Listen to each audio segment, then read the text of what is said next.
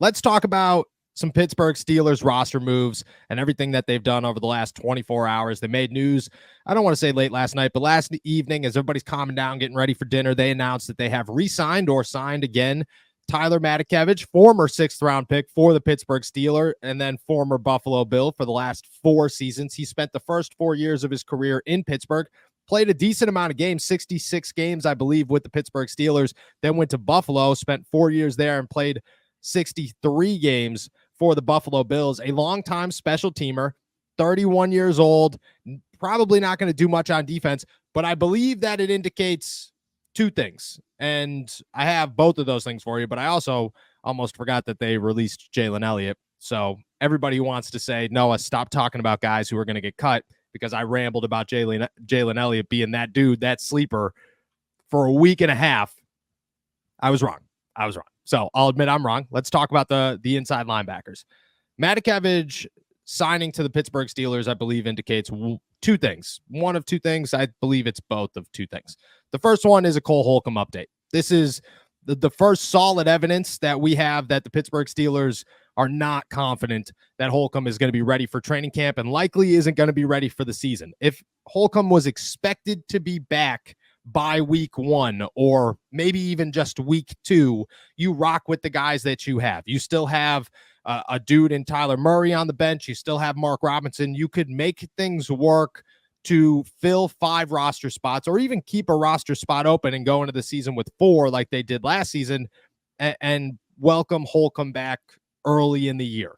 The fact that they added Matakevich right before training camp probably means that Holcomb isn't going to be available at the start of the season, and they're not totally sure Holcomb's going to be around by the midway point of the season. It could mean that he's not going to be around at all in 2024. Now, that's worst case scenario. That's a tough time for Cole Holcomb. I wish him all the best, but the Steelers have to prepare for things like this, and it just kind of moves everybody forward. So it allows Matakevich to take away from Landon Roberts' special teams duties. Mark Robinson is still here, but we'll talk about him in a second, and moves Landon Roberts, Patrick Queen, and Peyton Wilson into those top 3 spots without having to stretch them thin because the Steelers are clearly worried about injuries at the position.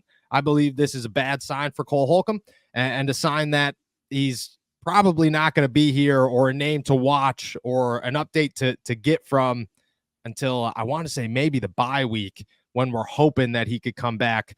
Cole Holcomb, in my head, is a guy that's not going to be around in 2024. Did you get the same vibe when Matakevich got signed? It was the immediate thought was, oh, this is the only update we've gotten on Holcomb. And this was kind of under the radar. Everybody, they didn't have to say it. Everybody knew what it was. It was, this is them saying, well, we don't want Mark Robinson to be our 4 and Cole Holcomb's not going to be ready. So bring back Dirty Red, get a good special teamer and have him as that number 4 linebacker. So I had the same exact thought. I was like, man, that's tough news for Holcomb.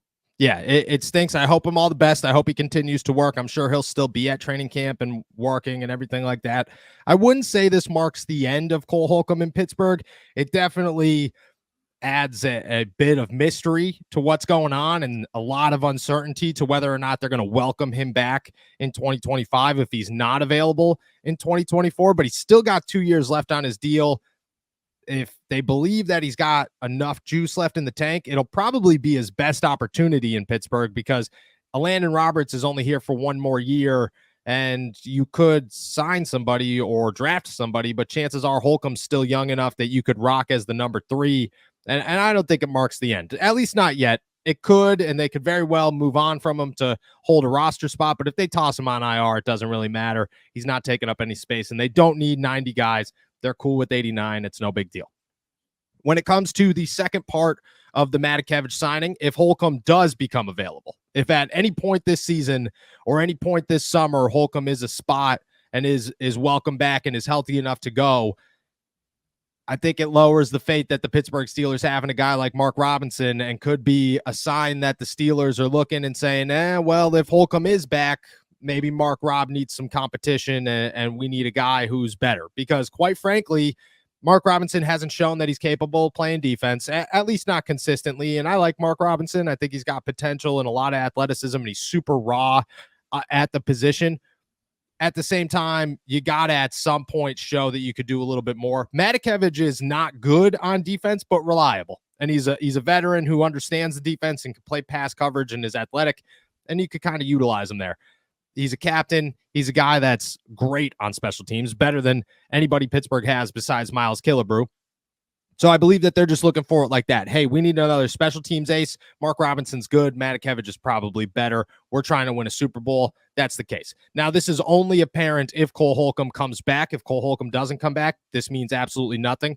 But if we're wrong on the Holcomb sign, I think the second possible indication is that their faith in Mark Robinson is not super high. And if they're going to keep 5, Matakevich is going to make the roster over Mark Robinson.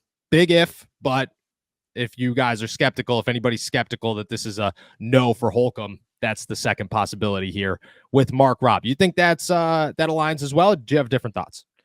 Yeah, I definitely think that, it's a qualifier, right? The Holcomb situation. I think more so it probably leans towards Holcomb not being ready, because this is a guy that going through OTAs, going through minicamp, all we heard was, well, we hope. I'm like, that's not promising, guys. Yeah. That's not making me feel warm and fuzzy inside. So No. this happening the week before training camp seems like it coincides with the Holcomb signing, or the Holcomb injury news or injury update or non-update as we've gotten it. So I think that's most likely the case, but he is an upgrade. Matakevich, I should say, is an upgrade over Mark Robinson in my eyes. So it's kind of killing 2 birds with 1 stone, and kind of giving yourself a little bit of a backfilled roster spot. Yeah, I agree. And to answer this question before we move on here, so they would put Holcomb on the PUP list to start training camp, yes, and then to start the season, I would imagine they put him on the short-term IR list and then go from there. But yeah, chances are he starts the season on IR, and he's definitely going to start training camp on the PUP list. But that was expected either way, I believe. I don't see him being ready by next week. Again, shout out Jalen Elliott. Thought he had a shot, but not going to happen.